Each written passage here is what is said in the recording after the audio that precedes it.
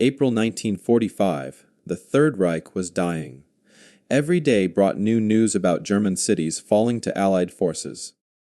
The Nazi government that had promised to last 1,000 years was now falling apart after only 12 years. In the messy final weeks, German soldiers gave up by the thousands. They walked with their hands up high, happy the war was finally over. But among the German prisoners arriving at Allied camps, there was something nobody expected to find. At Camp 30 near Bowmanville, Ontario, Canadian guards stood at the gates as another truck full of German prisoners rolled in.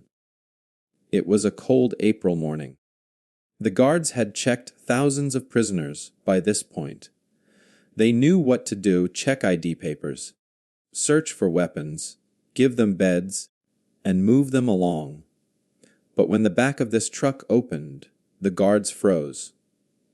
Walking down the ramp were not just soldiers.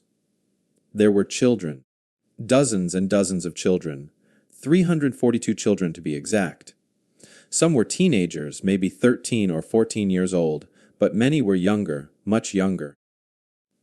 There were boys who looked about 8 or 9. There were little girls who couldn't have been older than 5. And then there was Fron. Fron was 3 years old. He was so small that a guard could have picked him up with one arm. His clothes hung off his tiny body like rags on a stick figure. His face was covered in dirt. His eyes were red and puffy, and he was crying. He had been crying for 48 hours straight without stopping. The terrible situation in Germany had created this nightmare. As the Allies bombed German cities day and night, hundreds of thousands of regular people died. Mothers and fathers were killed in the firebombs that turned whole neighborhoods into fires. The children left behind had nowhere to go. No grandparents could take them in because the grandparents were dead too. No orphanages could help because the orphanages had been blown apart. The Nazi government, in its final desperate days, did something unthinkable. They took these orphaned children and attached them to army groups. Some became messenger boys. Some carried supplies. The youngest ones, like Fron, simply followed the soldiers because there was nobody else left to follow. The money problems made everything worse. By April 1945, there was almost no food left in Germany. The farms couldn't grow crops because all the men were at war. The trucks couldn't deliver supplies because the roads were bombed. The stores had nothing on their shelves. German children were surviving on 200 calories per day. That's less than 2 slices of bread. For comparison, a healthy child needs about 500 calories every single day just to grow normally. These children were starving in slow motion. When Fron arrived at Camp 30, he weighed 41 pounds. A healthy 3-year-old boy should weigh somewhere between 45 and 50 pounds. But Fron wasn't just a little bit underweight. Every bone in his body showed through his skin. His arms looked like sticks. His stomach was swollen from not eating enough. His hair was falling out in clumps. The camp doctor took one look at him and shook his head in disbelief. The social breakdown in Germany meant nobody had protected these children. In normal times, neighbors would help, churches would step in, teachers would raise alarms. But in April 1945, German society had completely fallen apart. Everyone was either dead, running away, or trying to survive. The Nazi SS units that had dragged these children along during their retreat simply left them when they gave up. They left the children standing on the side of roads. They left them in forests. They left them in destroyed train stations. Allied soldiers found them walking alone, crying for parents who would never come back. Fron had watched his mother die. It happened in Dresden during one of the most terrible bombing attacks of the entire war. The firebombs fell from the sky like rain made of fire. Buildings exploded into flames. The heat was so strong that the air itself seemed to burn. Fron's mother had grabbed him and run into the street trying to find shelter, but there was no shelter anywhere. A wall fell down and buried her. Fron somehow survived. A German army group found him 3 days later, still sitting next to the broken pieces, too shocked to even cry anymore. That's when the crying started. He cried every single day for months. The Canadian Guards at Camp 30 had never seen anything like this. They were trained to handle enemy soldiers. They knew how to keep order among prisoners of war. But what were they supposed to do with a 3-year-old German boy who couldn't stop screaming? What about the 5-year-old girl who wouldn't speak at all?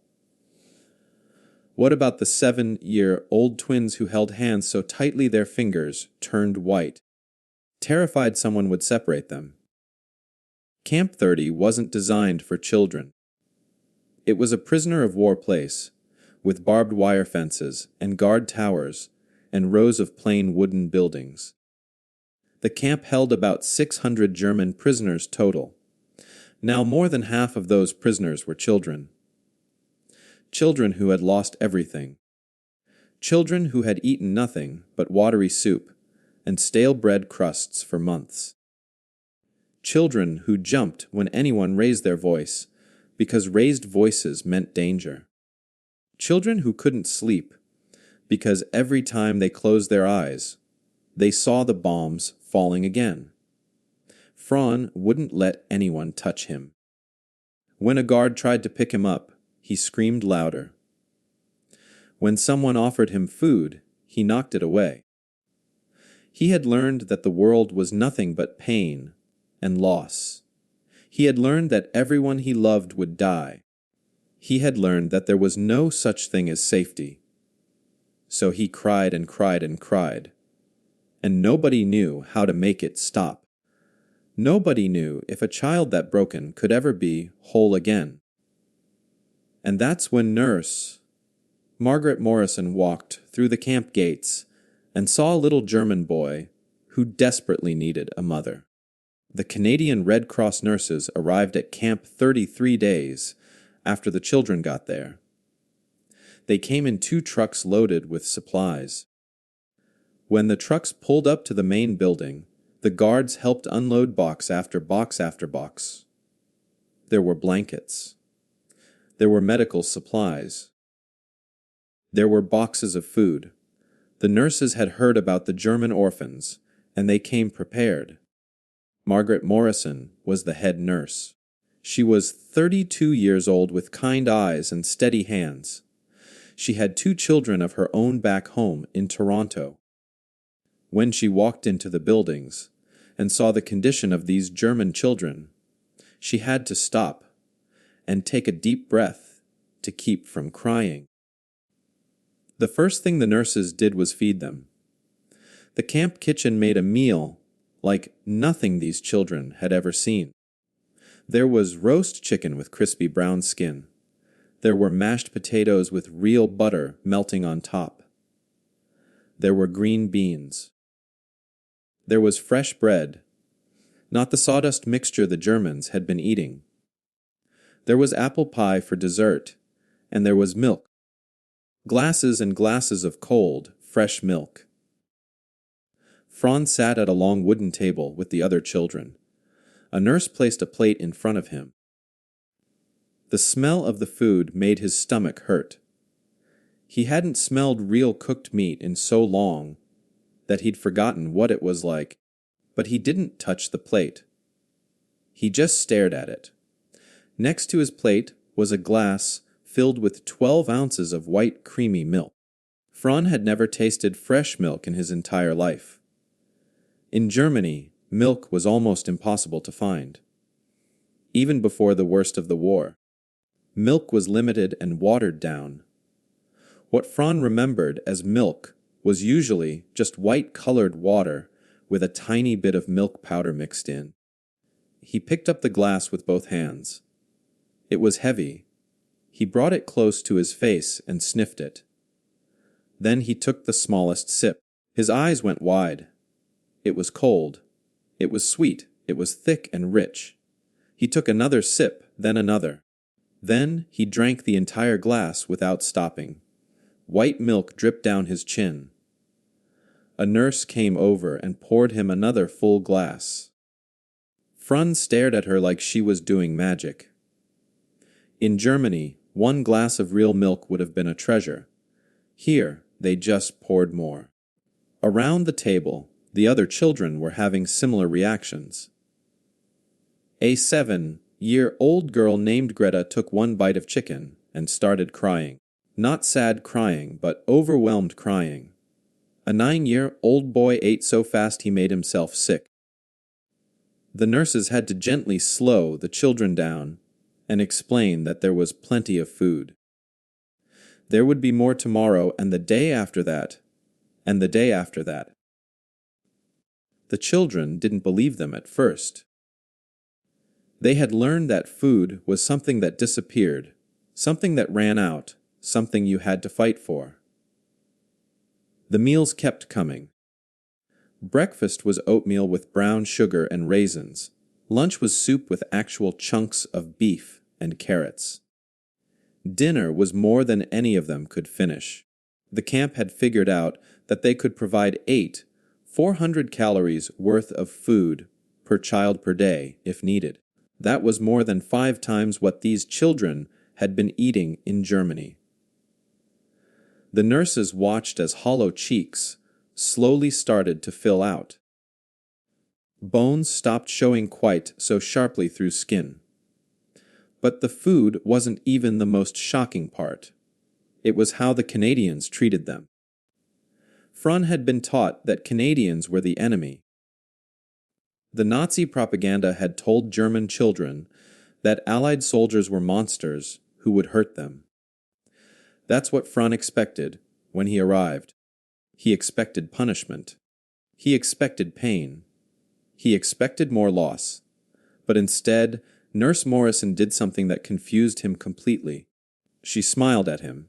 On the 4th day, Nurse Morrison walked over to where Fron was sitting alone in a corner. He was still crying, though not as loudly as before. She knelt down so her face was level with his. She didn't try to grab him or force him to do anything. She just sat there next to him. After a while, she started humming a soft song. Fron stopped crying for a moment to listen. The tune was gentle and slow. It reminded him of something from before the war, from when his mother used to sing to him at bedtime. He looked at Nurse Morrison with confused, suspicious eyes. Why was she being nice? What did she want? The other nurses started bringing toys. They brought them from their own homes. Their own children had given teddy bears and wooden blocks and picture books. Within the first week, 73 teddy bears arrived at Camp 30. The nurses set up a playroom in one of the empty buildings. They filled it with more than 140 books. There were coloring supplies and crayons. There were toy soldiers and little cars. There were dolls with painted faces and yarn hair. The German children stood at the doorway of the playroom and stared. They weren't sure if they were allowed to touch anything. They'd been living like soldiers for so long that they'd forgotten how to be children. Nurse Morrison took Fron's hand very gently and led him into the room. She picked up a brown teddy bear with button eyes and held it out to him. Fron looked at the bear, then at her, then back at the bear. Slowly, carefully, he reached out and took it. He held it against his chest with both arms. It was soft.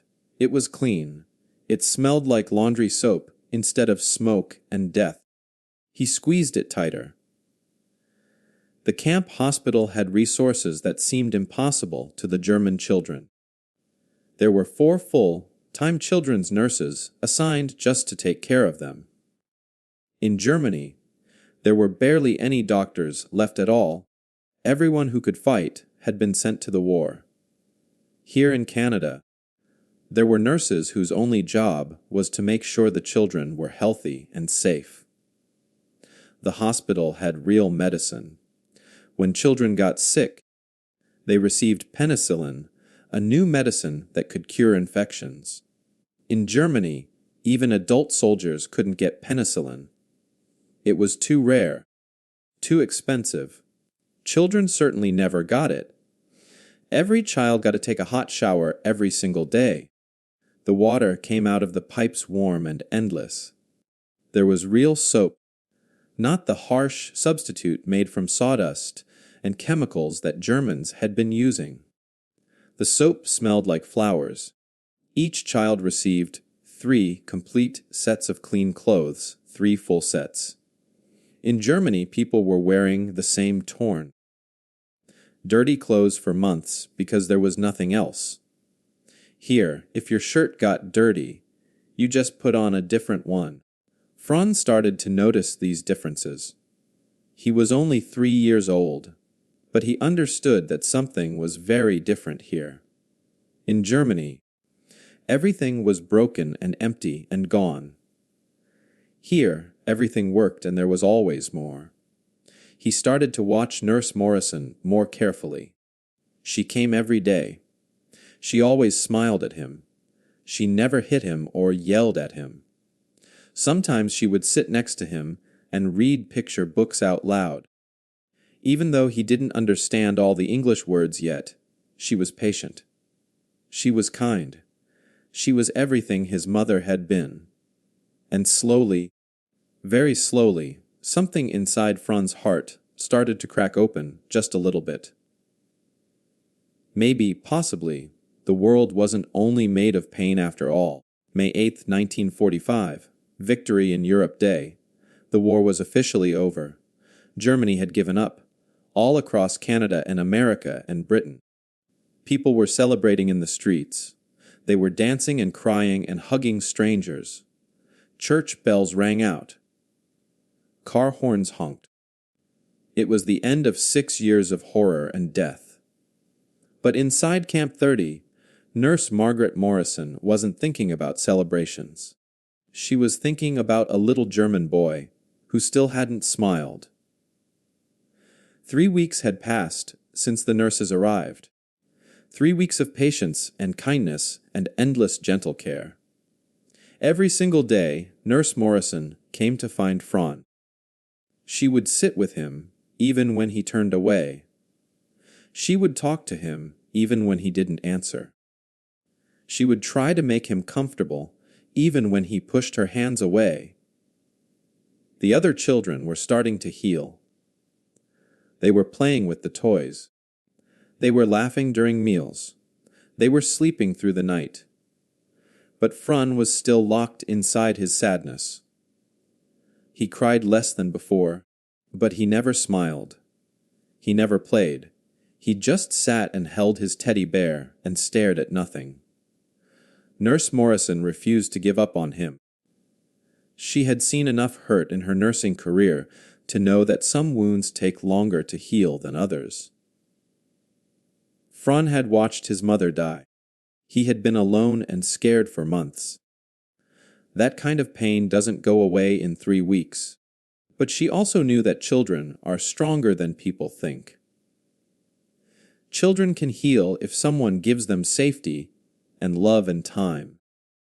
So every morning she would come find Fron, and every morning she would try something new to reach him. On this particular morning, the sun was shining bright and warm. Spring was finally arriving after a long Canadian winter. Nurse Morrison found Fron sitting in his usual spot inside the buildings, holding his teddy bear. She knelt down beside him. "Fron," she said softly, "would you like to go outside? The sunshine is so nice today." He didn't respond. He rarely responded to anything. But when she held out her hand, he looked at it for a long moment. Then, to her surprise, he put his tiny hand in hers. It was the first time he had voluntarily touched her. She led him outside, into the grassy area behind the buildings. Other children were playing nearby. Some were kicking a ball back and forth. Some were sitting in circles, talking and laughing. Fron and Nurse Morrison sat down on the grass together. The sunshine felt warm on their faces. A gentle breeze blew past. Birds were singing in the trees. Nurse Morrison started pointing out the birds. Look, Fron. See that little brown bird? That's a sparrow. And that big black one is a crow. Fron watched the birds, but said nothing. Nurse Morrison had learned a few German words over the past 3 weeks, so she could talk to Fron in his own language. She wasn't very good at German, but she tried. Sometimes she mixed up words and said things that didn't make sense. When that happened, some of the older German children would giggle. Fron never giggled. But today, Nurse Morrison was determined. She started making funny faces. She crossed her eyes. She stuck out her tongue. She puffed up her cheeks like a balloon. Fron watched her with serious, uncertain eyes. Then she did something silly. She made a funny noise with her mouth, like a cow mooing, but all wrong. It was a ridiculous sound. Even she knew it was ridiculous. And then something amazing happened. The corner of Fron's mouth moved just a tiny bit, almost like the beginning of a smile. Nurse Morrison saw it, and her heart jumped. She made the sound again, even sillier this time, and Fron's mouth moved a little more. She started making more animal sounds. A duck that sounded like it was underwater. A pig with a cold. A chicken that forgot how to cluck.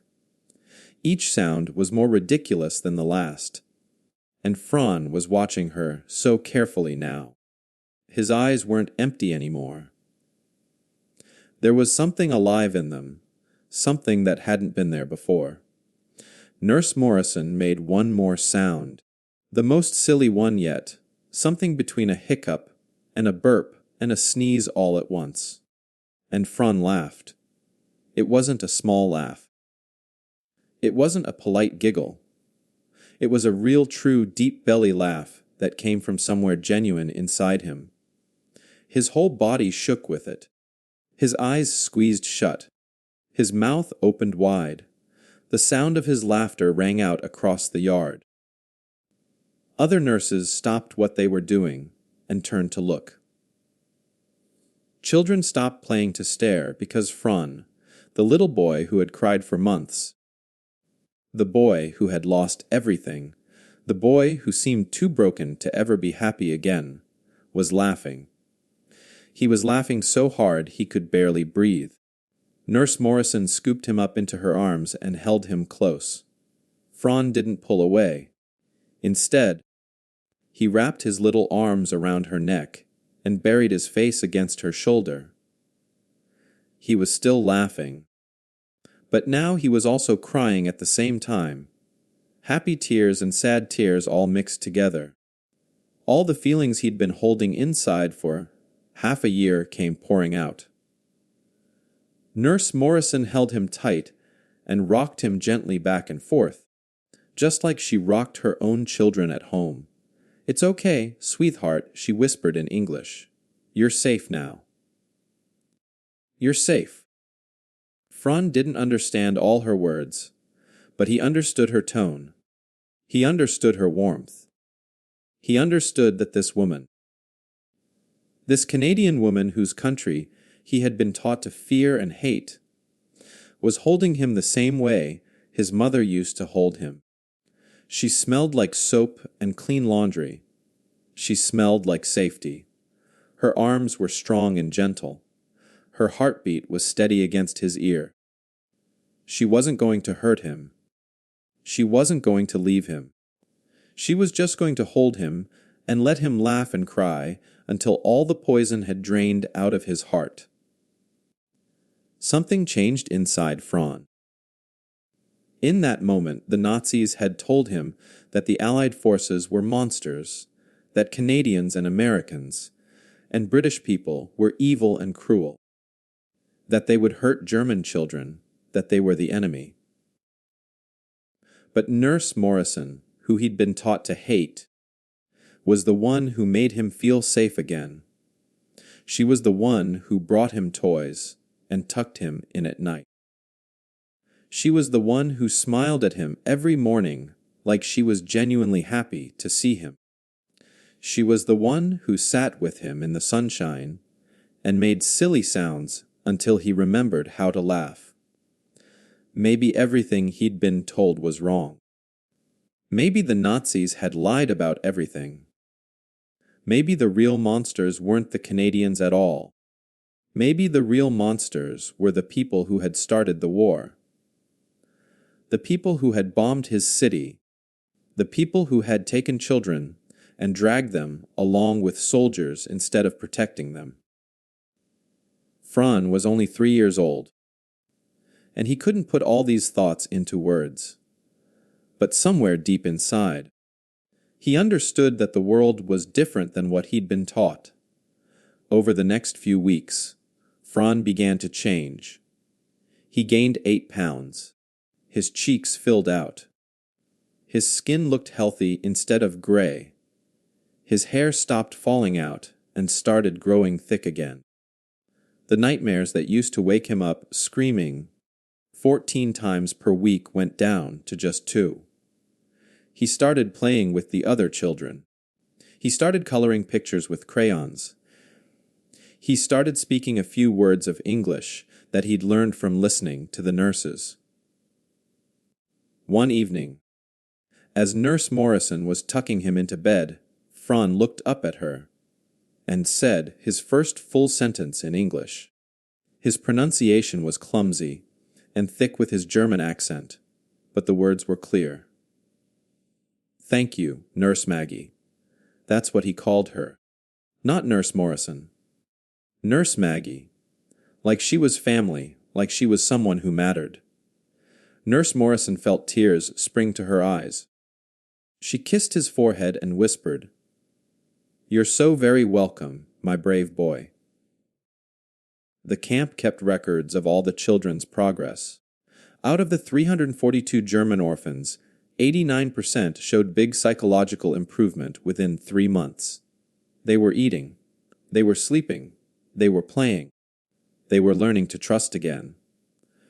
And it all started because nurses like Margaret Morrison looked at enemy children and saw not Germans, but simply children who desperately needed love. December 1946. Nearly 2 years had passed since the war ended. Fron was 4 years old now. He had grown taller and stronger at Camp 30. His cheeks were full and healthy. His eyes were bright. He could speak both German and English. He could count to 20. He knew his colors. He knew how to tie his shoes. He looked like a completely different child than the broken little boy who had arrived crying in April 1945. But now it was time to go home. Or rather, time to go back to Germany. Because Germany didn't really feel like home anymore. The Canadian government had spent months trying to find relatives for all the orphan children. Some children had aunts or uncles who survived the war. Some had older siblings who made it through. But many children, including Fron, had nobody left. His entire family was gone. So the Red Cross found a German orphanage in Hamburg that agreed to take him in. Hamburg was far from Dresden, where Fron was born, but it didn't matter. Dresden was nothing but ruins now anyway. Hamburg was ruins too. But at least it was ruins with a roof over his head. The morning Fron was supposed to leave, Nurse Morrison came to his buildings earlier than usual. She had been dreading this day for months. She knew Fron had to go back to Germany eventually. That was always the plan. But knowing it and accepting it were two different things. Over the past year and a half, Fron had become like a third child to her. She loved him, and now she had to say goodbye. She brought a suitcase that she had packed herself. Inside were 3 complete outfits that she had sewn with her own hands. There was a warm winter coat made from thick wool. There were 2 pairs of sturdy shoes. There were socks and underwear and shirts and pants. Everything was brand new and made to fit him perfectly. She had stayed up late for weeks sewing by lamplight, after her own children went to bed, determined that Fron would have good clothes when he arrived in Germany. She also packed food. There were chocolate bars, 6 of them, wrapped carefully in wax paper. There were tins of cookies. There was dried fruit. There was a jar of peanut butter and a loaf of fresh bread. She knew that food was still hard to find in Germany. The war had been over for more than a year, but the country was still struggling to feed its people. She wanted Fron to have something good to eat during the long journey and when he first arrived. And there was the teddy bear, the same brown teddy bear with button eyes that she had given him during his first week at camp. Fron had slept with that bear every single night. It was worn now from so much holding and hugging. One of the button eyes was loose. The fur was matted in places, but Fron loved it more than anything. Nurse Morrison made sure it was packed right on top, where Fron could reach it easily. The last thing she put in the suitcase was a photograph. It was a picture of her and Fron together, taken just 2 weeks earlier. In the photo, Fron was sitting on her lap smiling at the camera. She was smiling too, her arms wrapped around him. On the back of the photograph, she had written in careful letters, "You are loved, little one, always." She put the photo in an envelope and tucked it into the inside pocket of his coat, so it wouldn't get bent or lost. When it was time to go, Fron held Nurse Morrison's hand as they walked to the waiting bus. Other children were leaving too, all heading back to Germany on the same ship. Some were excited to go home, some were scared. Fron was both. He wanted to see Germany again, but he didn't want to leave Nurse Maggie. She had taught him that the world could be safe, that grown-ups could be kind, that love was still possible even after losing everything. And now he was losing her too. At the bus, Nurse Morrison knelt down so she was eye level with Fron. She had promised herself she wouldn't cry, but tears came anyway. She hugged him tightly. "You are the bravest boy I've ever known," she whispered. "Don't ever forget that. And don't forget that you are loved." Fron hugged her back with all his strength. "I love you, Nurse Maggie," he said in his mixed-up English and German. "I love you too, sweetheart," she answered. Then she kissed his forehead one last time and helped him onto the bus. The journey back to Germany took 2 weeks. First, there was a long bus ride to the harbor. Then Fron and the other children got on a ship that would cross the Atlantic Ocean. The ship was crowded and cold. The food was plain, but there was enough of it. Fron shared his chocolate bars with 2 other children who had become his friends. He kept his teddy bear with him every moment. At night, when the ship rocked on the waves and he felt scared, he would take out the photograph and look at Nurse Maggie's smiling face. It helped him feel less alone. The ship finally arrived in Hamburg in late December 1946. When Fron walked down the ramp onto German soil, the first thing that hit him was the cold. It was so much colder than he remembered. The second thing was the smell. The air smelled like smoke and dust and dampness. The third thing was what he saw.